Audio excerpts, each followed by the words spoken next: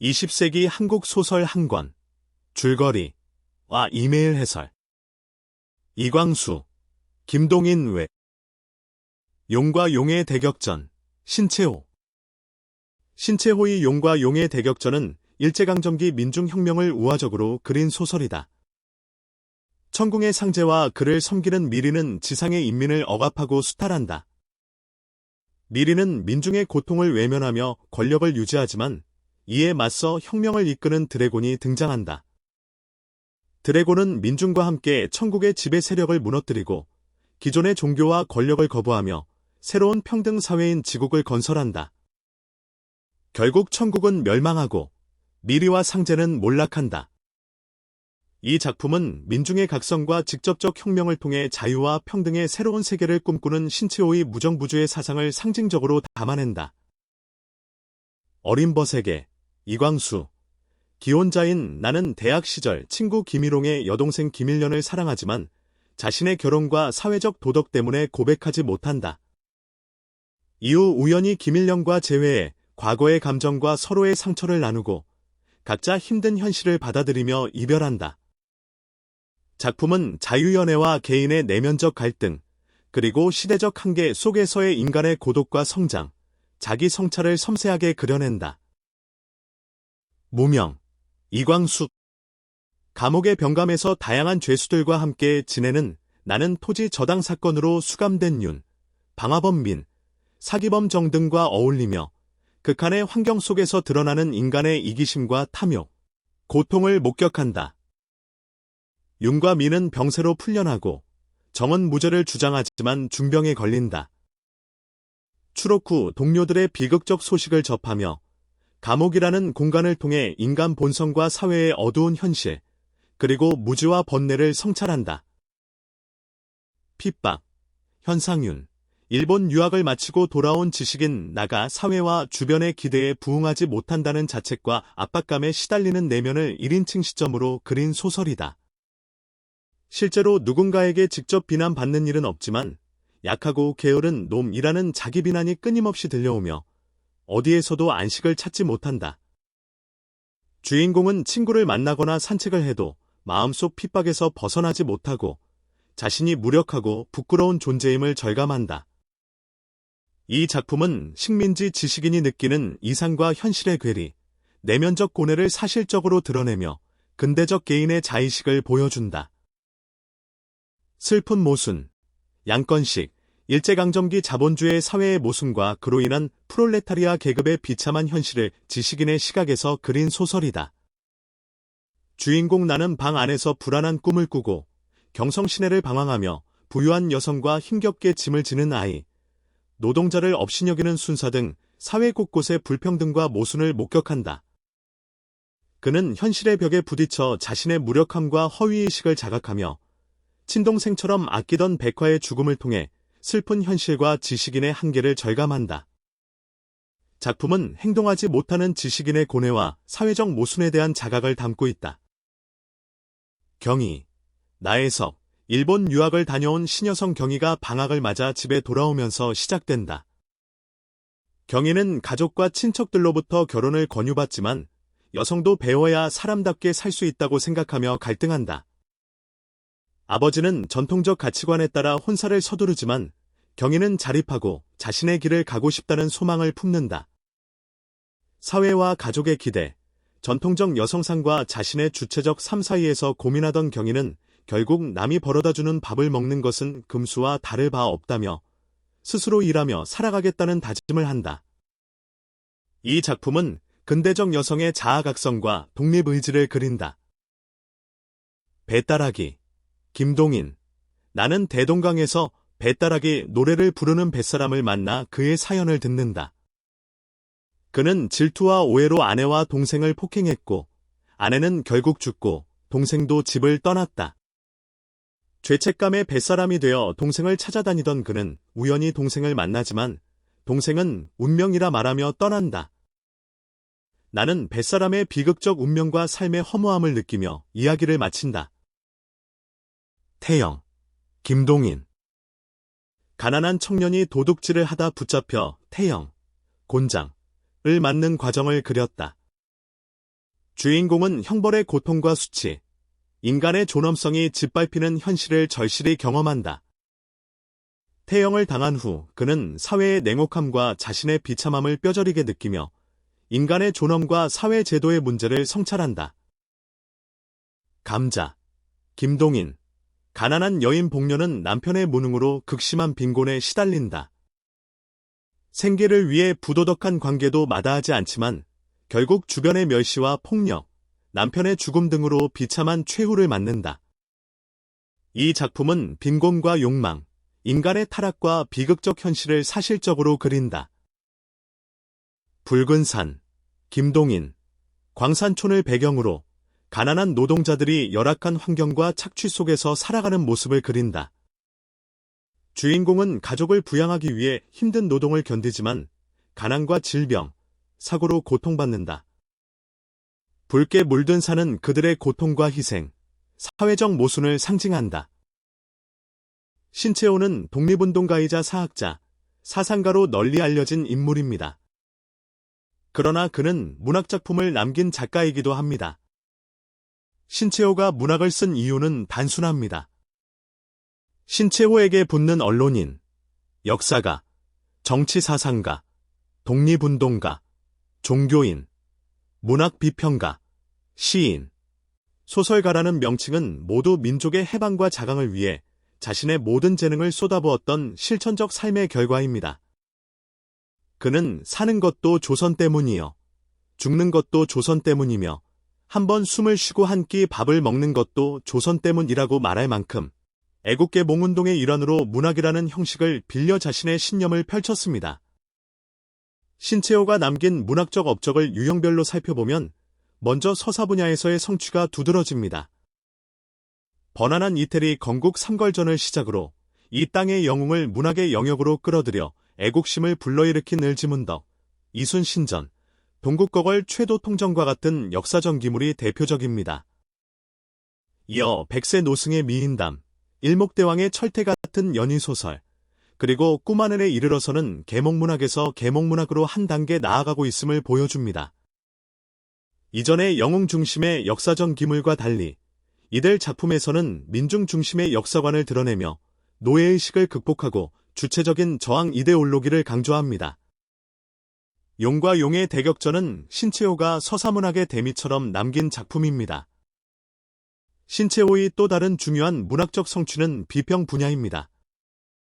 시가 국민 언어의 정화이고 국민을 강하게 만들 수 있다는 논리, 국가의 존립을 위해 시부터 개량해야 한다는 동국시 개혁명으로 유명한 천의당시와 그리고 난객의 신년만필 같은 평론도 주목할 만합니다. 신채호의 사상과 세계관의 변화는 크게 세 시기로 나눌 수 있습니다. 첫째, 1905년부터 1910년까지는 문필 활동을 통해 애국계 몽운동과 국권회복운동에 힘썼습니다.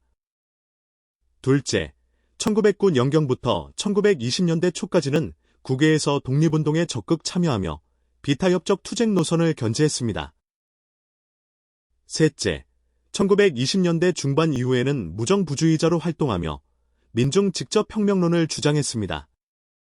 이 시기 용과 용의 대격전은 무정부주의 이념을 독창적으로 형상화한 작품으로 신채호 사상적 여정의 결실입니다.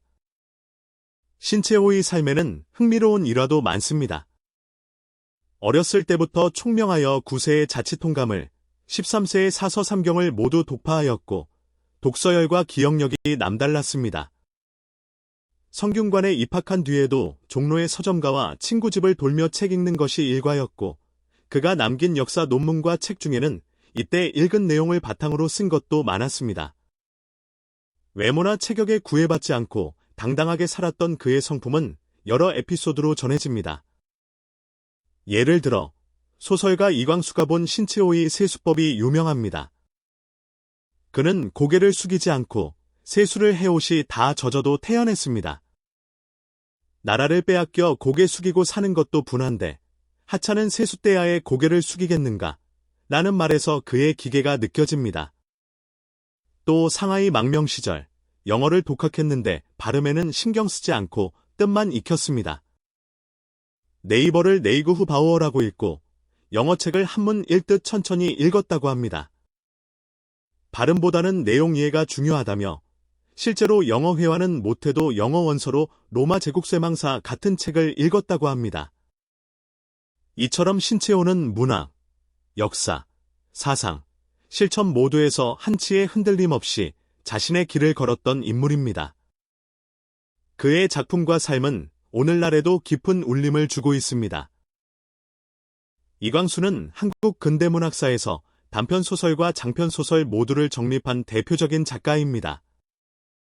그는 2.8 독립선언을 기초하고 상하이 임시정부에도 참여하는 등 한때 적극적인 민족주의자였습니다. 1921년까지는 준비론과 실력양성론에 입각한 민족주의적 사상을 지녔으나 귀국 후에는 점차 사상적 변화를 겪으며 1930년대 말에는 노골적인 친일 행보를 보이게 됩니다.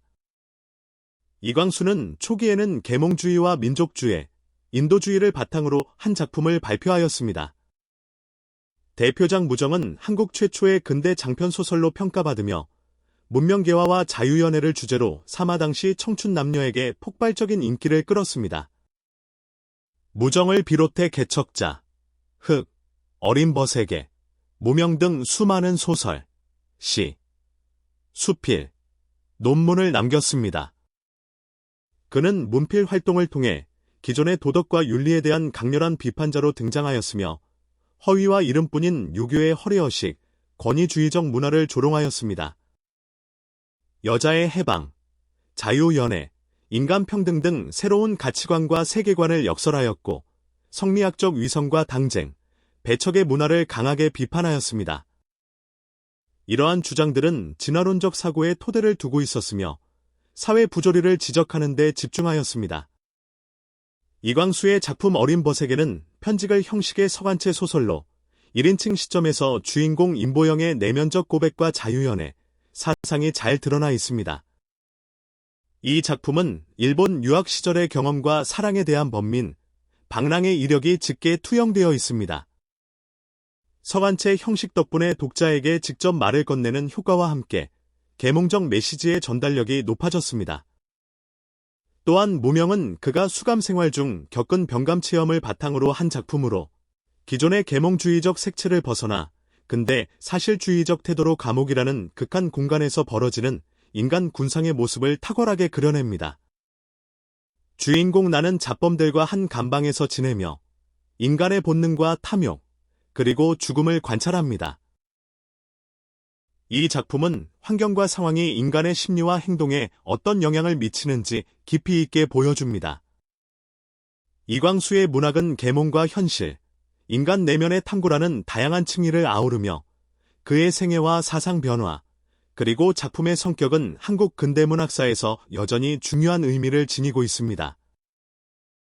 현상유는 사학자이자 교육자로 널리 알려져 있습니다.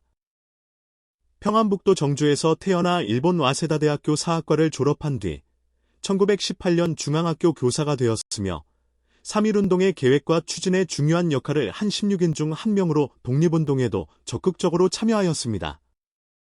이로 인해 2년간 옥고를 치렀고 출옥 후에는 중앙고등보통학교 교장으로 교육계에서 활동하였습니다. 문학사적으로 현상유는 1910년대 대표적인 비판적 신지식층 작가로 평가받습니다.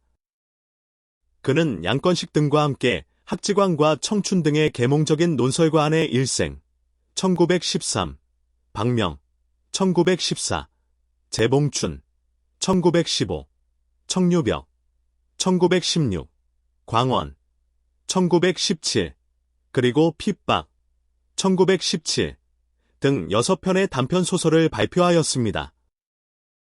1920년대 이후에는 사학자, 교육자로서만 활동하며 더 이상 문학작품을 쓰지 않았습니다. 그의 논설 역시 조선 청년들의 정치, 경제, 문화적 각성을 촉구하는 계몽적 성격을 지니고 있으나 이광수의 동화주의적, 문명개화지상주의적 실력양성론과는 달리 독립을 전제로 한 자주적 실력양성론을 주장하였습니다. 현상윤이 남긴 소설의 주인공은 대체로 작가와 비슷한 또래의 젊은이이며 작품의 공간적 배경도 대부분 작가의 고향인 정주를 무대로 하고 있습니다. 핍박 역시 마찬가지입니다. 이 작품은 우리 소설사상 1인칭 서술형을 최초로 시도한 근대적 단편이라는 점에서 주목할 만합니다. 주인공의 내면 심리가 1인칭 고백체 시점과 현재형 종결어미의 힘을 받아 매우 생생하게 드러납니다. 주인공 나는 비교적 안온하고 여유 있는 생활을 하며 일본 유학까지 다녀온 지식인입니다. 그러나 아무것도 하지 못하고 있는 자신에 대한 괴로움이 깊습니다. 뜻밖에도 노동하는 민중에 대한 긍정적 시선이 작품에 담겨 있어 1920년대 신경양 파문학의 백수의 탄식을 떠올리게 합니다. 특히 기즘은 병인가 보다라는 문장으로 시작되어 약하고 게으르다고 자책하는 말이 사방에서 들린다고 한 마지막 대목에 이르기까지 내면의 번민을 집요하게 추적하며 안이한 해결을 거부하였기에 작품 전체에 긴장감이 흐릅니다. 이처럼 핍박은 식민지 지식인이 느끼는 이상과 현실의 괴리, 그리고 그로 인한 내적 고뇌를 통해 시대적 상황과 지식인의 고민을 잘 드러낸 작품입니다. 나혜석은 한국 최초의 여성 서양화가로 널리 알려진 인물입니다. 그러나 그 명성 못지않게 인형이기를 거부한 여성의 방론자로서 매우 진보적인 삶을 살았습니다. 일본 유학 시절부터 여성이 각성하여 사람답게 살아야 한다고 주장하였으며 실제로 그렇게 살기 위해 여성들이 살림살이를 개량하는 구체적인 방법까지 담은 여러 논설을 발표하였습니다.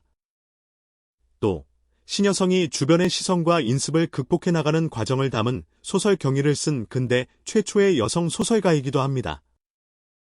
나혜석은 3.1운동 때 여학생들을 만세운동에 참가시키기 위해 활동하다가 5달 동안 감옥살이를 하였고 외교관 부인이라는 신분을 이용해 독립운동가들을 도운 민족주의자였습니다.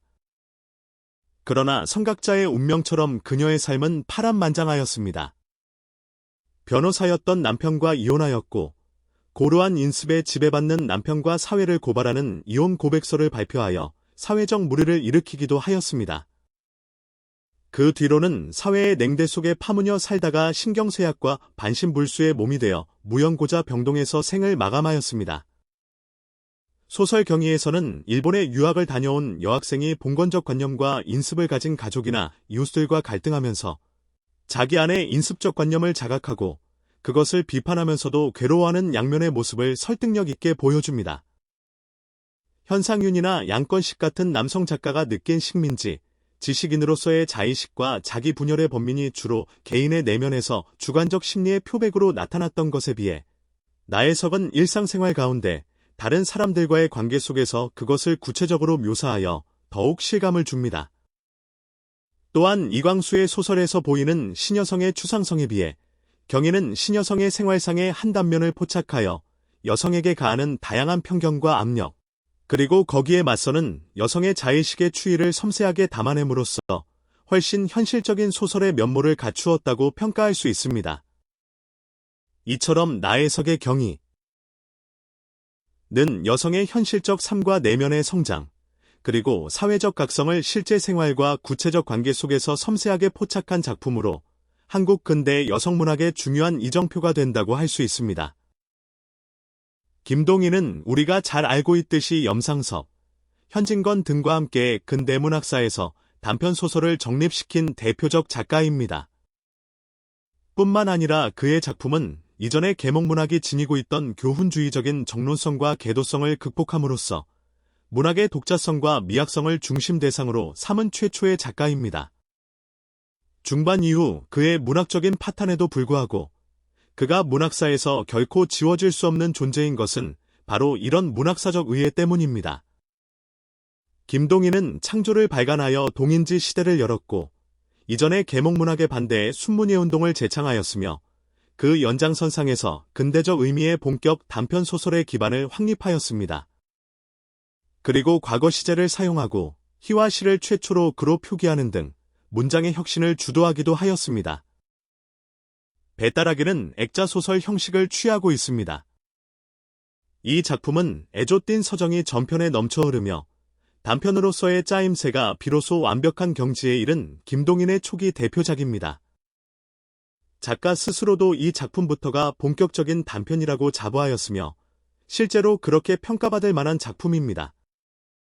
배따라기는 완벽한 액자의 틀 속에 담긴 소설로 누군가를 감동시키는 아름다운 예술은 최고의 고통을 근거로 이루어진다는 예술관이 암시된 내부 이야기를 담은 예술가 소설입니다. 이야기 속에 이야기가 내포되는 액자소설 형태의 근대적 원형이며 예인의 삶을 유미적으로 조형한 매우 서정적인 작품입니다. 전설과 결부의 예술의 영원성을 떠올리게 하면서 한 인간의 성격이 빚어낸 비극, 참회와 고통, 긴 유랑, 추적의 여정과 그것으로도 해소될 수 없는 회한을 예술의 경지로 승화해내는 낭만적 비극미가 일품입니다. 이 작품에서 배따라기라는 노래는 과거 이야기와 현재 이야기를 이어주는 매개로 유토피아를 꿈꾸는 나의 이야기와 사랑하는 사람들을 잃은 그의 이야기를 연결하는 작품을 미적으로 교직하는 메아리의 올림 같은 역할을 합니다. 태영과 이광수의 무명 을 비교해보면 두 작품 모두 감옥이 무대라는 공통점을 지니고 있습니다. 태영은 감옥을 실험실로 설정하여 인간 내면의 추악한 이기주의를 폭로합니다. 나는 극악한 환경 속에서 이타적이던 독립운동자였지만 한 감방 속 영원 영감이 태영을 감수하도록 강요함으로써 점차 이기주의자로 변모합니다.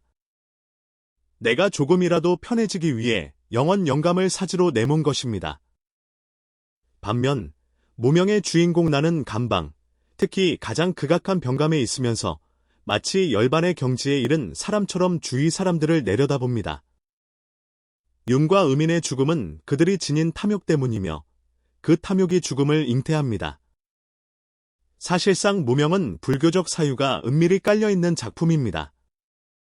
같은 공간 안에서 일어나는 죽음의 양상을 이광수와 김동희는 전혀 다른 각도에서 바라본 셈입니다. 감자에서 감자란 소재는 사실 작은 계기를 부여하는 문학적 도구입니다. 복녀가 감자밭에서 서리를 하다가 주인에게 들키면서 몸으로 감자값을 치르게 되고 이로 인해 몸을 파는 인물이 됩니다. 감자는 환경에 의해 변하는 인간의 모습을 적나라하게 보여주는 하나의 소재이자 도구입니다. 그러나 작품 안에서는 돈이 훨씬 더 근원적이고 자주 나오는 소재입니다. 복녀가 팔려가는 액수, 빈민굴 사람들의 구걸과 매음, 송추이를 잡으러 나가 받는 품삯, 왕서방이 돈으로 새 처녀를 사는 이야기 등 작품의 모든 서사적 마디마다 돈이 연결되어 있습니다.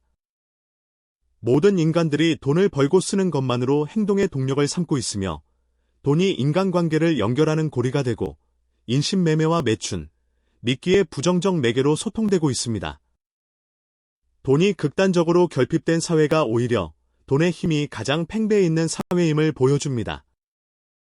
감자는 환경이 개인의 삶에 어떤 영향을 끼치는지를 극명하게 보여주는 자연주의의 대표적인 환경결정론에 입각한 작품입니다.